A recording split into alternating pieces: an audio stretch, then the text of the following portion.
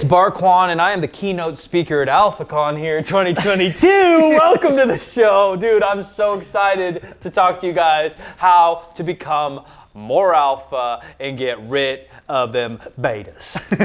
If AlphaCon wants me to speak at it, I will for sure speak at it. I would love to teach people about the alpha ways. How do we get rid of betas? How do we get rid of more betas? You turn them into alpha. Let us go, bro. Or you kill them.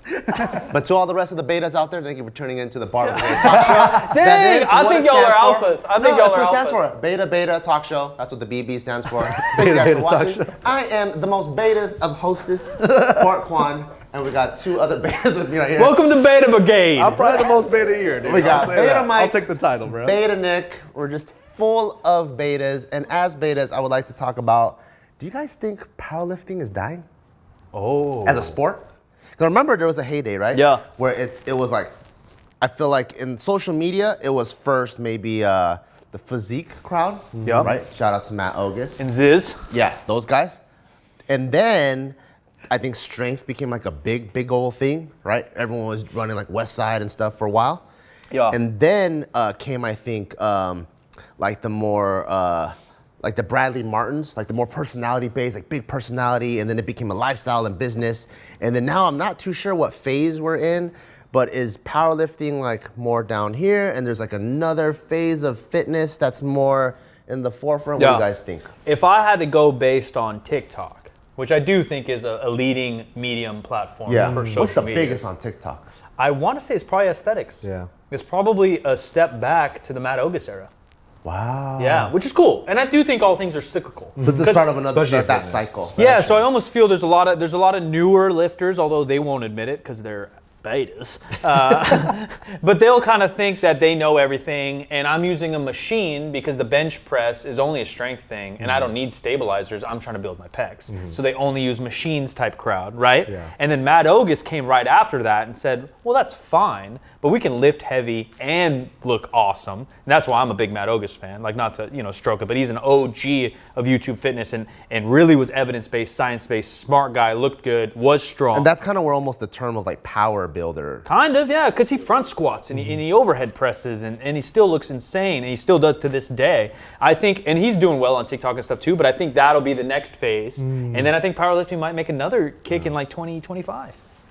As a casual observer of like powerlifting content, I feel like it's kind of coming up, but I do think the aesthetic side is the way more popular side. I think it'll always Especially with be. Yeah, but I feel like for a while it was powerlifting. Yeah. Powerlifting was the focus. Everybody, like random people, and for me, and how I look at it is the people that I follow, the people that don't really like do fitness regularly, when I see them doing powerlifting and going to powerlifting gyms and seeking out power and like researching powerlifting and talking about it more, that's when I'm like, oh, like this is, Yeah. like it's coming up, I guess, from like a casual observer, you know. I'm the same as that, and that's like my goal, like in career-wise, being with you guys, creating content, coaching, traveling, whatever, is that powerlifting as a sport is cool, and that's great. I'm a big part of it. I run meets, I've coached people, I've competed. But for me, I think that the barbell is one of the best tools to get fit mentally and physically.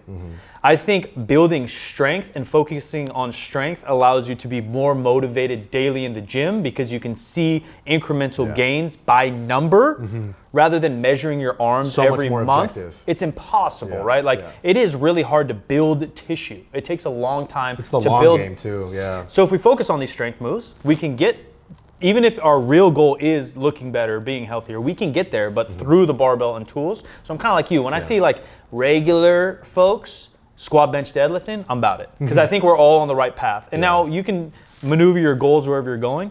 I think powerlifting as a sport is still growing by number. The rate of growth is smaller, just based on surveys and things I've seen and participation. COVID obviously hurt a little bit because you couldn't do as many live events. And I do think it'll hit a ceiling. Because competing isn't for everyone. Some people are too busy. It's a lot of time and energy and money, dedication to that. Similar with the aesthetics life, bodybuilding is an expensive sport.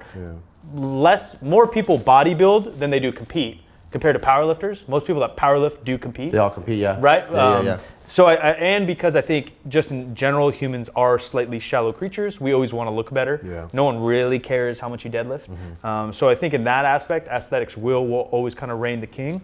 That's really an interesting point because I feel like no matter who you talk to that's a powerlifter, if you talk about who the biggest physique guys are, they know all of them. For sure, but not the opposite. But not the opposite, yeah. You talk to people that are bodybuilders, right? Yeah. And you go, hey, do you know who Dan Bell is? He just squatted 1,100. Yeah. You're like, who? Maybe a few crossovers, right? Like a Russ Swole. Some of the aesthetics guys know Russ. The freaks. But not many people know Gritty. The big people, or even like Jamal, right? Coming up, sure pulling 1,000. If you talk to the people that are in the strict physique or bodybuilding crowd, they might not even know who Which they is are. crazy. Jamal looks great too. Yeah, He's he does. jacked. He could do both. John Hack. They look, she can do both. That's my favorite Instagram trend. I think Nick has an interesting perspective, so I kind of want to hear what your thoughts on this.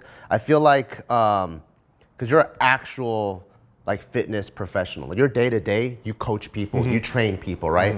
And I almost feel like that's like the guy that owns a body shop, that works on cars, is a mechanic. I work on these things, and then you watch like from a distance, afar, NASCAR or F1 racing, or like, drifting's the new thing now. People like to drift, or autocross or whatever. Like from your perspective, when you see these new shifts and waves of what's popular online, how does that affect your, you as a actual like fitness professional?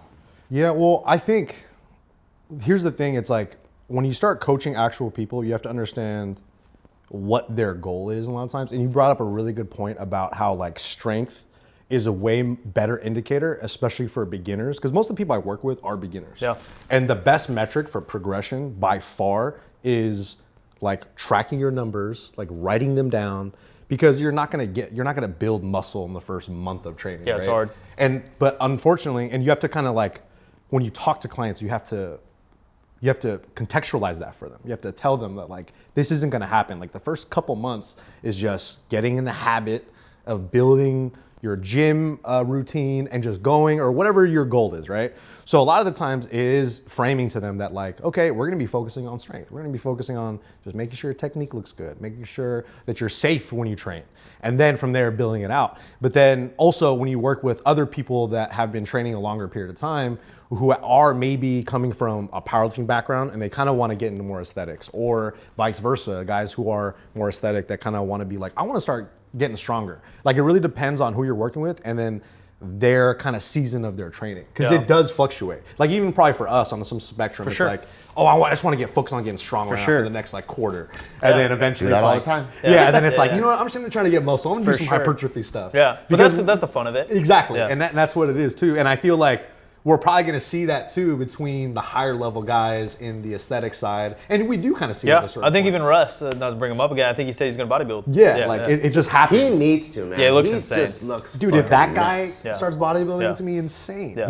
He's gonna be a freak of nature, even more so. Do you feel like whatever is happening, like what's popular, does that affect how you coach? Or even from like the client end, right? Because I feel like, let's say there is NASCAR or drag racing, and like let's say you are the mechanic stuff, the day-to-day, it's the stuff that works, but it's not as sexy, right? So you might want to do an oil change. You got people coming in going, give me that supercharger. Yeah. Yeah, and honestly too, it's like, it's talking people off of, because there are times where you have to fight Instagram in a way when you're coaching with people. Like you have to tell them like, yeah, like that's cool. This exercise, this lunge dumbbell curl combo is cool. On a fucking Swiss ball. Yeah, like that's fine. Yeah. But for what you're trying to achieve, I promise you, this is going to be better than that, right? So sometimes you do have to talk to people about that stuff.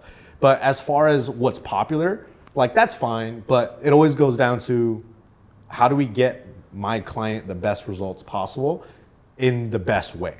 You know, so it always goes down, and it unfortunately goes to the boring stuff. It's the stuff that's not really that sexy, but there are ways you can make it a little bit sexy. Right? But so you can't really necessarily focus on the trends too much. It really goes down to the client, because everybody wants something different, but in the same way, kind of the same. There's so much education too, because like social media coming in, but then even just human nature. Like a lot of times when you get a real good workout, you don't leave sweating your ass off breathing, but you could have had a super perfect workout. But the regular folks don't know that. Yeah, a good workout in the scope of your macro cycle. Yeah. Right? Yeah. Not in that day like micro cycle. Because that's when people are like, but David Goggins told me I need to piss blood. Right. And then that's if you zoom out if he had an ultra marathon coach, Yeah. he'd probably get yelled at. Yeah. No, I don't need you to piss blood on a Thursday. Yeah. I need you to do your version of RPE 6-7. Exactly, exactly. Yeah. And people don't know that. Yeah. Yeah. And because it's always a measuring thing. It's like, 100%. oh, well, he's doing this, he's doing that. And that's where the social media kind of, it is kind of hard I to. left and I wasn't even tired. Nick's a terrible trainer. Yeah. And it's like, hey, this is day one. Yeah, I leave the gym feeling great sometimes. Exactly. I could go. Yeah. I could go play basketball or something Yeah. afterwards. Like that's not bad. And people's metrics of success or what's a good workout versus what's not a good workout is so different. Yeah, they have no idea. And it's constantly having to reframe that. Yeah. My current mode of training right now for the first 2 quarters is more powerlifting focused. And in quarter 3, Looks pretty weak though to me. Yeah, what? Yeah, what? What? What are you doing? I'm beta. I told you I'm a beta male. And then I'm gonna try to look like an alpha, but I'm still gonna be a beta and try to get leaned out in quarter 3. Let me know what your goals are in the comments below. You want to know mine? What's yours? I like it the Centaur method. What's that? Oh. So I do aesthetics up top and power down low. Oh, is that the new program, bro? You better keep that on a wrap. Yeah, edit that out. That's a silent mic That means you program, have a dude. weak ass bench. Yeah, my bench sucks, but my titties is fly. Benching's not even that cool anymore. It's not cool. That's really cool. Yeah, I got sick deadlift and squat, and then just upper body. Watch He's got the this. prettiest squat I've ever seen. Oh, shit. Oh, man. See you guys next time. Peace.